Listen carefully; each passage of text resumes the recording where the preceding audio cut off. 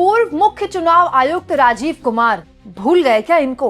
अगर भूल गए तो याद कर लीजिए, क्योंकि ये भी देश या दुनिया के जिस भी कोने में बैठे हैं, अब इनके ऐसे वक्त आ गए हैं जब देश इनको फिर से पुकारने लगेगा। और केवल राजीव कुमार को नहीं, ज्ञानेश कुमार को भी। राजीव कुमार और ज्ञानेश कुमार को जो लाइफ टाइम इम्यूनिटी मिली है, जी हाँ दोस्तों, एक ऐसी इम्यूनिटी जो आज तक भारत के इतिहास में कभी किसी राष्ट्रपति, किसी प्रधानमंत्री तक को नहीं मिली, उस पर अब सीधा सीधा उंगली उठने लगी है। और ये उंगली उठा दी है देश की सर्वोच्च अदालत के सर्वोच्च जज यानी कि सुप्रीम कोर्ट के सीजीआई ने। एक बहुत बड़ी खबर है दोस्तों, जो न केवल ज्ञानेश कुमार बल्कि राजीव कुमार सहित इस सरकार को सीधा सीधा देश की जनता की अदालत में कटघरे में एक बार फिर से खड़ा कर सकती है और सवाल पूछ सकती है कि आखिर किस नियत के साथ एक ऐसा काम चुपचाप किया गया, वो भी ठीक लोकसभा चुनाव से पहले, जो हर लिहाज से देखने में बहुत बड़ा शक पैदा करता है। दोस्तों, इस वक्त की बहुत बड़ी खबर, बहुत अहम खबर मैं आपको बता रही हूं।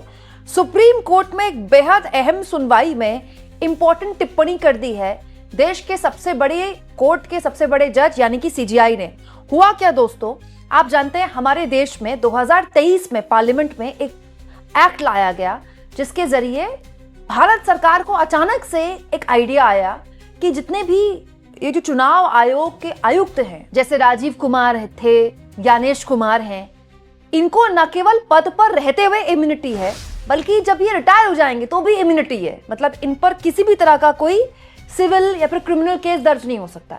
ऐसी इम्यूनिटी दोस्तों देश के प्रधानमंत्री के पास भी नहीं है, राष्ट्रपति के पास भी नहीं है।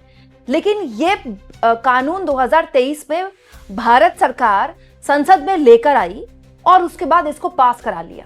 और अब ये मामला सुप्रीम कोर्ट में गया तो सुप्रीम कोर्ट के सीजीआई ने इस पर बड़ी हैरानी जाहिर की है। और ये सब कुछ 24 घंटे पहले हुआ है।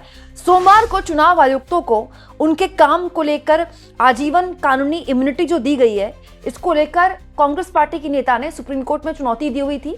याचिका में सुनवाई हुई और इसमें सुप्रीम कोर्ट ने केंद्र की मोदी सरकार और चुनाव आयोग को नोटिस करके जवाब मांग लिया है। दोनों को नोटिस थमा दिया है सुप्रीम कोर्ट ने। साथ में सीजीआई सूर्यकांत की अध्यक्षता वाली बेंच ने ये कहा है कि हम इसकी जांच करना चाहेंगे, हम नोटिस जारी कर रहे हैं। यहाँ मैं आपको बता दूं दोस्तों कि ये जो पूरा मामला है, जिसमें सीईसी को, मुख्य चुनाव आयुक्त को लाइफ टाइम इम्यूनिटी मिलती है, इसे लेकर कांग्रेस नेता जया ठाकुर ने सुप्रीम कोर्ट में याचिका डाली हुई थी, ये कहते हुए कि ये जो सीईसी और ईसी को नियुक्ति, सेवा शर्तें और कार्यकाल अधिनियम 2023 में जवाबदेही से अलग किया गया है, ये सिद्धांत के खिलाफ है। लेकिन अब इस मामले में सुप्रीम कोर्ट ने याचिका में कह दिया है कि हम इस मामले में जांच करना चाहेंगे, हम इस मामले को देखना चाहेंगे। यहां मैं आपको बता दूं दोस्तों, ये प्रावधान क्या है। प्रावधान ये है कि चुनाव आयुक्त या चुनाव आयुक्तों, जो तीनों चुनाव आयुक्त हैं, उनके कामकाज से जुड़े मामलों में पूरी जिंदगी उन पर कोई भी नागरिक या आपराधिक मामला दर्ज नहीं हो सकता।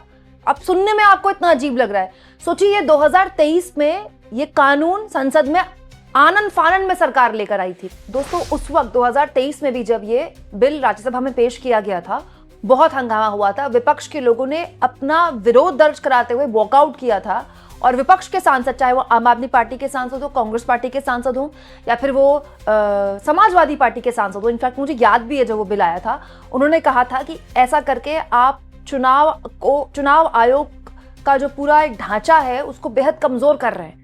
आप उस चुनाव आयोग के इतने बड़े अधिकारियों को जवाबदेही से दूर कर रहे हैं, ऐसा मत कीजिए। विपक्ष ने विरोध किया था, लेकिन क्योंकि संख्या बल था सरकार के पास और 2024 से पहले तो बड़ा संख्या बल था, बीजेपी अपने आप में पूर्ण बहुमत में थी, 2023 में लाया गया था।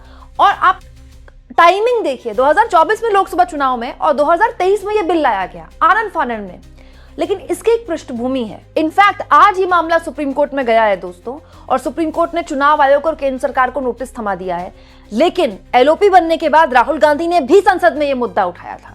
स्पीकर सर, मेरा कल एक सवाल था, जो हिंदुस्तान के इतिहास में पहली बार डिसीजन लिया गया कि इलेक्शन कमिश्नर्स को फुल इम्यूनिटी दी जाएगी। ठीक है, ये है ना, इसका जवाब इसका पीठ में खत्म नहीं किया सर।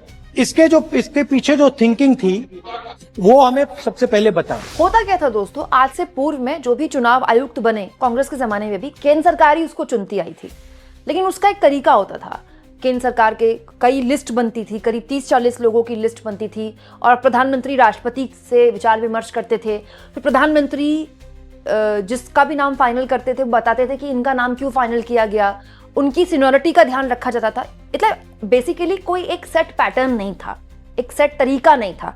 लेकिन हुआ क्या, 2023 में सुप्रीम कोर्ट ने एक आइकॉनिक आदेश दे दिया जिसमें यह कहा गया कि प्रधानमंत्री, लोकसभा में नेता प्रतिपक्ष जो भी हो, उस वक्त तो कांग्रेस पार्टी के पास भी नहीं था ये, क्योंकि कांग्रेस पार्टी के पास पद ही नहीं था, नेता प्रतिपक्ष के लायक सीटें ही नहीं थी कांग्रेस पार्टी के पास, और सीजीआई का एक पैनल नियुक्त करेगा इलेक्शन कमिश्नर। मतलब आप कह सकते हैं सुप्रीम कोर्ट ने अपने आप को इसमें शामिल कर लिया था, लेकिन ये परमानेंट नहीं था, टेम्परेरी था।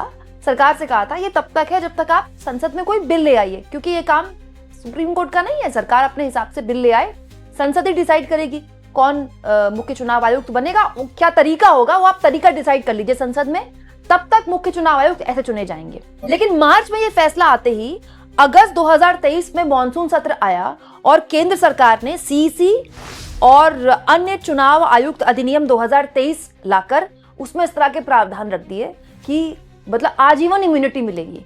काफी हंगामा हुआ उस वक्त भी। फिर दिसंबर में जब शीतकालीन सत्र आया 2023 में, फिर ये बिल, इस पर चर्चा हुई और सरकार ने बिल पास करवा लिया। राइट, मतलब सुप्रीम कोर्ट ने कहा था कि जब तक आप अपना कोई कानून नहीं बना लेते तब तक हम इसमें रहेंगे, सीजीआई की मौजूदगी रहेगी। लेकिन सरकार ने बिल्कुल उसको दरकिनार किया। सरकार आनंद फानन में बिल लेकर आई और सरकार ने उसके बाद 2023 दिसंबर में इसको पास भी करा लिया और 2024 में लोकसभा चुनाव होने ही थे। तब तक राजीव कुमार को इम्यूनिटी मिल चुकी थी। ठीक है, राजीव कुमार मुख्य चुनाव आयुक्त थे उस वक्त देश के। यहाँ पर एक और चीज बहुत दिलचस्प हुई थी जिसमें बहुत कम लोगों की नजर गई थी। लोकसभा चुनाव की तारीखों से ठीक पहले 9 मार्च को उस वक्त के चुनाव आयुक्त अरुण गोयल ने अचानक इस्तीफा दे दिया। क्यों दिया, इस्तीफा के क्या पीछे क्या कारण है, प्रोफेशनली कुछ नहीं बताया गया। उनके पर्सनल रीजंस की वजह से उन्होंने इस्तीफा दिया और उसके बाद राजीव कुमार इलेक्शन कमिश्नर बन गए और उसके बाद अब ज्ञानेश कुमार इलेक्शन कमिश्नर है। तो मतलब राजीव कुमार और ज्ञानेश कुमार को ये लाइफ टाइम इम्यूनिटी है। वो अब दोस्तों आप सोचिए, हमारे देश में इससे पूर्व में भी बहुत से मुख्य चुनाव आयुक्त रह चुके हैं, है ना। एसवाई कुरैशी आए दिन किसी भी न्यूज चैनल में बैठकर इंटरव्यू देते हैं। इसके अलावा भी पूर्व मुख्य चुनाव आयुक्त लवासा साहब रह चुके हैं। इसके अलावा भी कुछ मुख्य चुनाव आयुक्त रह चुके हैं, रावत साहब रह चुके हैं।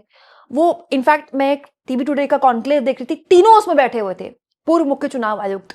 लेकिन आपको ये बात अजीब नहीं लगती कि राजीव कुमार रिटायर होने के बाद कहाँ है, पता ही नहीं किसी को। अपनी आखिरी प्रेस कॉन्फ्रेंस उन्होंने कहा था कि वो चाहते हैं कि वो पहाड़ के किसी दूर दराज इलाके में जाकर बच्चों को पढ़ाएं।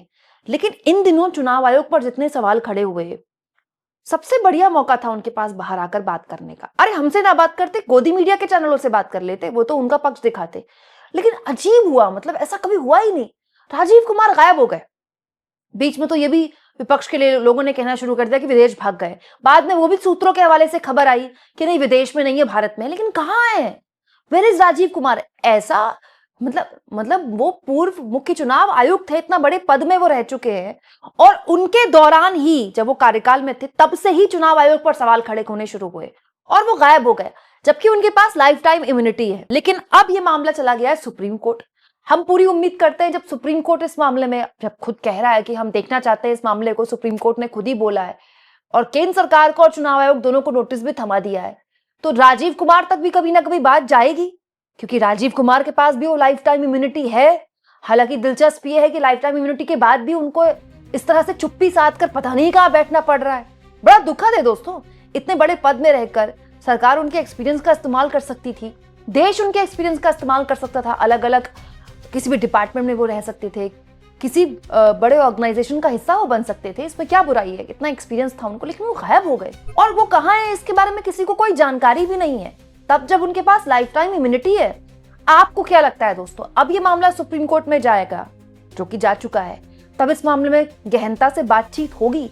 उस वक्त देखिए संसद में विपक्ष ने इसका विरोध किया था। विपक्ष ने कहा था ये आप गलत कर रहे हैं, इससे चुनाव आयोग की क्रेडिबिलिटी को धक्का लगेगा। लेकिन सरकार ने नहीं सुना। सरकार के पास संख्या बल था, उसने अपना बिल पास करवा लिया और आज देखिए उस बिल को पास करवाने के बाद चुनाव आयोग के क्रेडिबिलिटी का क्या हश्र है, मुझे आपको बताने की जरूरत नहीं है। आपको क्या लगता है दोस्तों, अब जब सुप्रीम कोर्ट तक ये मामला जा चुका है तो इसको आप किस तरह से लेते हैं, कमेंट बॉक्स में जरूर बताएं और जितना हो सके चैनल को शेयर भी करें, सब्सक्राइब भी करें दोस्तों। और थैंक्स और ज्वाइन के ऑप्शन से अगर आप चाहें तो कुछ आर्थिक मदद भी चैनल की जरूर करें।